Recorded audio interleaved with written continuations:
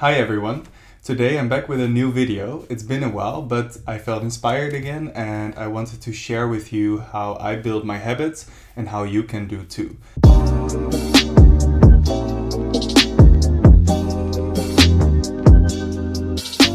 To build a proper habit, there are several steps involved. The first step is to understand what is exactly the habit you want to build. Do you want to just go for a run? Or do you want to get fit? Or how often do you want to run? I think the trick here is to be very explicit in what the habit is you want to build.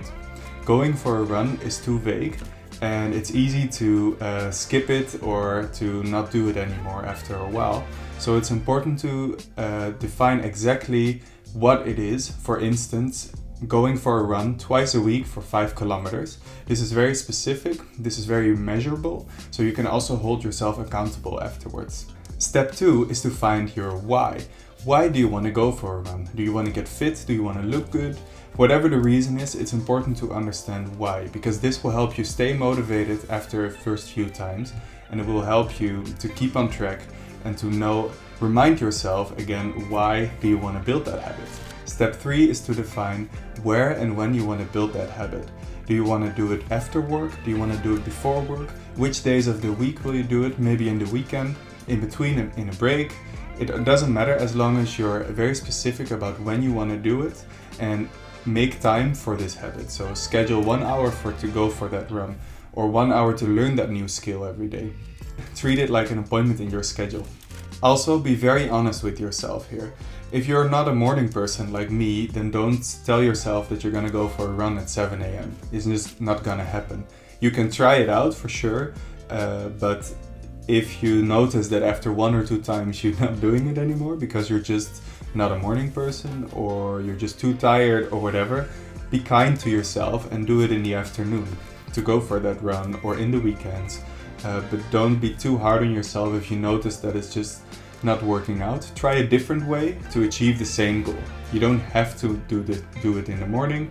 You don't have to do it in the evening. Do whatever works best for you. So the fourth step is to design that choice into your life. So now you know exactly when, where, how, and what you're gonna do. So now the trick is to make it easy for yourself. Make sure you use a catalyst to make it easier for yourself. For instance, if you know you're gonna go for a run in the morning or in the afternoon, put your running shoes right at the door with your sports clothes on top. In this way, it's easier to get it on, to put on your shoes and your clothes, and then it's easy to go out for that run. If you make it very difficult for yourself, let's say you put the shoes in the back of a closet, you have to search for the shoes, then it's much harder for you to actually go for that run, because first you need to overcome the obstacle of finding your shoes, and then you can go for the run.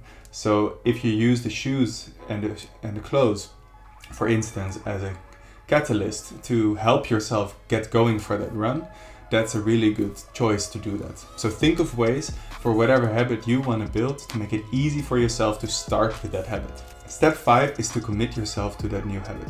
So you know exactly what you're gonna do, how you're gonna do it, and you know exactly how it's gonna look like. And now it's time to write it down somewhere so you can keep track of it, and then you can commit to starting that habit. The next step is actually doing the habit. So now you know everything, you committed yourself, and now it's time to go for that first run or to learn that new skill or start that new business. Just do it and get going, get the momentum going, and you will see every time it gets a little bit easier. And then step 7, the last step, is to reflect and to optimize.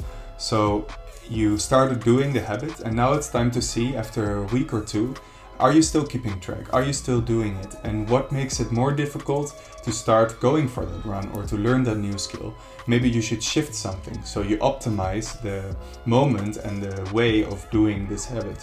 Like I said, going for a run in the morning is more difficult for me personally than going for a run after work or between, let's say, 5 and 7 in the afternoon. This is something you can also think about for yourself, and this is just really trying and then reflecting and then optimizing and then trying again until you find the right way that works for you. Just one tip, think about the catalyst. If you have other ways to make it easier for yourself to start this habit, just also do that. Maybe find a reward afterwards. or maybe put indeed like the shoes and the sports clothes right at your doorstep. Maybe include a nice playlist as well that automatically reminds you like, hey, it's time for this run. Anything that could help you to do that habit is good for you. Last but not least, be kind to yourself. Like, nobody is perfect. Like, I know I can be harsh on myself, thinking like, okay, I have to be perfect. I have to go for this run every day. I have to learn that new skill every day after work. But sometimes you're just finished with the day, you're just tired, you cannot do it, and that's okay. The trick is to, after this, not completely stop, but then continue. Everyone has a bad day sometimes, and everyone fails to live up to their own expectations. That's okay. So be kind. If you skip one day, just pick it up the next day. And forgive yourself for that, because you're trying, and that's very important, and you're growing and learning also as a part of this. Another thing is the last step, step 7, reflect and optimize. This is also part of it. If you skip one day, it doesn't mean you failed. It just lets you learn when is maybe not the right time to do it and when it maybe is the right time to do it. So I hope this really helps you. It certainly helps for me to think about this catalyst, to really design that choice into your life. Let me know in the comments what habit you want to build and how you are gonna do it. The same principle can also be used to get rid of bad habits. So instead of creating a new habit, you maybe want to get rid of a bad habit, like eating a lot of cookies or smoking or whatever the bad habit is. Make it more difficult for yourself to do this. For instance, with cookies, if you know that if you have a cookies at home, you eat the whole roll in one go, then just don't bring it up.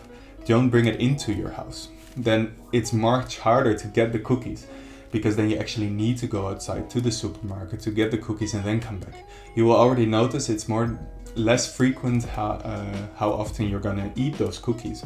The same way you can think of another way. Let's say you go to the supermarket almost every day and you know that at the end of your supermarket visit, you're gonna buy cookies because it looks nice, it's tasty, and it's tempting. Of course, it's hard to resist this, especially if you after a long day of working and you're buying your dinner for tonight.